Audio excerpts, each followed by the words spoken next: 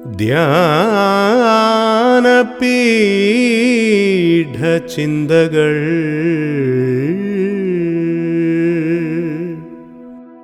ധ്യാനപീഠചിന്തകൾ, a devotional thought for worship.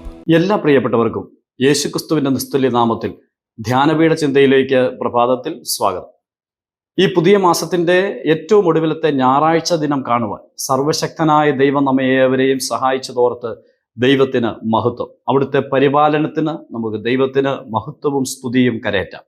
ഇന്ന് പ്രഭാതത്തിൽ നമ്മുടെ ധ്യാനത്തിന് ആധാരമായി യെശയ്യാ പ്രവാചകന്റെ പുസ്തകം 12-ാം അധ്യായം 5-ാമത്തെ വചനം വായിച്ച് കേൾപ്പിക്കുന്നു. Book of Isaiah chapter 12 words 5. യഹോവയ്ക്ക് കീർത്തനം ചെയ്യുവിൻ, അവൻ ശ്രേഷ്ഠമായത് ചെയ്തിരിക്കുന്നു, ഇത് ഭൂമിയിൽ എല്ലായിടവും പ്രസിദ്ധമായി വരട്ടെ. ദൈവത്തിന് സ്തോത്രം ചെയ്യുവാൻ നൽകുന്ന ഒരു ആഹ്വാനത്തിന്റെ വാക്കാണ് പ്രവാചകനായ യെശയ്യാവ് ഇവിടെ രേഖപ്പെടുത്തിയിരിക്കുന്നത്. 12-ാം അധ്യായം ആരംഭിക്കുമ്പോൾ ദൈവത്തിന് സ്തോത്രം ചെയ്യുന്നതിന്റെ കാരണം എന്തെന്ന് അവിടെ രേഖപ്പെടുത്തിയിട്ടുണ്ട്. ഈ 12-ാം അധ്യായത്തിലൂടെ മുഴുവൻ നാം ഒന്ന് സഞ്ചരിച്ചാൽ അവിടെയെല്ലാം ദൈവത്തിന്റെ മഹത്വത്തെക്കുറിച്ചും ദൈവത്തിന് സ്തോത്രം ചെയ്യേണ്ടതിന്റെ ആവശ്യകതയെക്കുറിച്ചും അതിനുള്ള കാരണത്തെക്കുറിച്ചും രേഖപ്പെടുത്തിയിട്ടുണ്ട്. എന്നാൽ ഒരു പദം 5-ാം വാക്യത്തിൽ വായിക്കുന്നത് ഇത് ഭൂമിയിൽ എല്ലായിടവും പ്രസിദ്ധമായി വരട്ടെ എന്നാണ് പറഞ്ഞിരിക്കുന്നത്. എന്താണ് ഭൂമിയിൽ എല്ലായിടവും പ്രസിദ്ധമായി വരേണ്ടത്? അതിന്റെ കാരണം പറയുക, അവൻ ശ്രേഷ്ഠമായത് ചെയ്തിരിക്കുന്നു.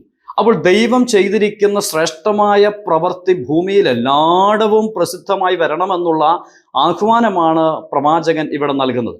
വാസ്തവത്തിൽ ഇസ്രായേലിനെ സംബന്ധിച്ച് അവരുടെ ജീവിതത്തിൽ സംഭവിച്ചിട്ടുള്ള കാര്യങ്ങൾക്കൊക്കെയും അതിൻ്റെ വിഷയങ്ങൾ പ്രസിദ്ധമായി ലോകം മുഴുവൻ വ്യാപരിക്കേണ്ട ഒരു ആവശ്യം ഉണ്ട് എന്ന് തോന്നുന്നില്ല. ഒരുപക്ഷെ ഇസ്രായേൽ മക്കൾ ചെങ്കടൽ കടന്നത് അവരെ സംബന്ധിച്ച് വലിയൊരു കാര്യമാണ്. അങ്ങനെ അവരുടെ ജീവിതത്തിൽ ലഭിച്ചിട്ടുള്ള സകല കാര്യങ്ങളും അവരെ സംബന്ധിച്ച് അതൊരു വലിയ കാര്യമായിട്ടിരിക്കുന്നു. എന്നാൽ ഇവിടെ പറയുക, ഇത് ഭൂമിയിൽ എല്ലായിടവും പ്രസിദ്ധമായി വരട്ടെ. എന്ത്? യഹോവ ശ്രേഷ്ഠമായുള്ളത് ചെയ്തിരിക്കുന്നു. ഇത് പ്രവചനാത്മാവിൽ പ്രവാചകൻ ചൂണ്ടിക്കാണിക്കുന്ന ഒരു കാര്യമാണ്. വാസ്തവത്തിൽ ദൈവം ശ്രേഷ്ഠമായുള്ളത് ചെയ്തു എന്ന് പറയുന്നത് എന്താണ്? വാസ്തവത്തിൽ ദൈവം ചെയ്ത പ്രവൃത്തി എന്ന് പറയുന്നത് പാപിയായിരിക്കുന്ന മനുഷ്യർക്ക് പാപത്തിന്റെ പരിഹാരം ദൈവപുത്രനായ യേശുവിലൂടെ ഒരുക്കി എന്നുള്ളതാണ്. അതല്ലയോ മനുഷ്യനെ കൊണ്ട് സാധിക്കാതിരുന്ന കാര്യം? ഒരു നാളും സാധ്യമല്ലാതിരുന്ന വിഷയം അതായിരുന്നല്ലോ. അങ്ങനെയാണെങ്കിൽ പാപിയായിരിക്കുന്ന നരരെ മുഴുവൻ നിത്യതയുടെ അവകാശികളാക്കി തീർക്കുവാൻ മനുഷ്യൻ കഴിച്ചിരുന്ന പാപയാഗങ്ങൾ കൊണ്ട് ഒരിക്കൽ പോലും പരിഹാരം കണ്ടെത്തുവാൻ കഴിയാതിരിക്കുമ്പോൾ ദൈവപുത്രനായ യേശുക്രിസ്തുവിന്റെ രക്തത്താൽ മനുഷ്യവർഗത്തിന്റെ പാപത്തിന് സമ്പൂർണമായ പരിഹാരം ഒരുക്കിയിരിക്കുകയാണ്.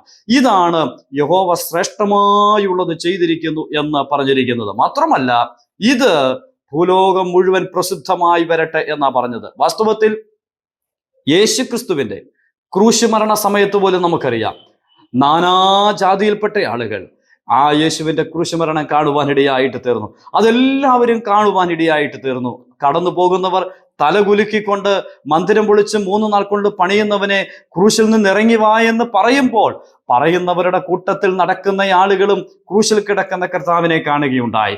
ഇന്ന് ലോകത്തിന്റെ എല്ലാ കോണുകളിലും ആ കർത്താവിനെ മനസ്സിലാക്കുവാനായിട്ട് ഇടയായിട്ട് തീർന്നിരിക്കുകയാണ്. ഇന്ന് പ്രഭാതത്തിൽ പറയട്ടെ, അവിടുന്ന് ശ്രേഷ്ഠമായുള്ളത് ചെയ്തിരിക്കുന്നു. എന്നാൽ ഇന്ന് പ്രഭാതത്തിൽ വ്യക്തിപരമായി നമ്മുടെ ജീവിതത്തോടുള്ള ബന്ധത്തിൽ ഒന്ന് ചിന്തിച്ചാൽ നമുക്ക് ദൈവസന്നിധി സ്തോത്രം ചെയ്യാൻ ഒത്തിരി വകയുണ്ട്.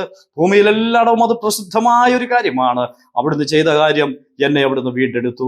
പാപത്തിന്റെ അടിമത്തത്തിൽ നിന്ന് എന്നെ അവിടുന്ന് ഉദ്ധരിപ്പാൻ ഇടയായിട്ട് തീർന്നു. അവൻ ദരിദ്രനെ കുപ്പയിൽ നിന്ന് ഉയർത്തുന്നു, ശ്രേഷ്ഠരായ നരർക്കൊപ്പം ഇരുത്തുന്നു എന്ന് നാം വായിക്കുന്നത് പോലെ നമ്മുടെ അവസ്ഥയെ മാറ്റി നമ്മുടെ ജീവിതത്തിന് വലിയ മാറ്റം തന്ന ആ ഉന്നതനായ ദൈവത്തിന് നമുക്ക് സകല മഹത്വം അർപ്പിക്കാം. നമുക്ക് വേണ്ടി ക്രൂശിൽ വേദനപ്പെട്ട് മരിച്ച ദൈവപുത്രന്റെ ക്രൂശുമരണത്തെ നമുക്ക് ധ്യാനിക്കാം. സകല മഹത്വം കൊടുത്ത് ആരാധിക്കാം. അവിടുത്തെ പൊന്നുനാമം മാത്രം മഹിമപ്പെടുമാറാകട്ടെ. ആമേൻ.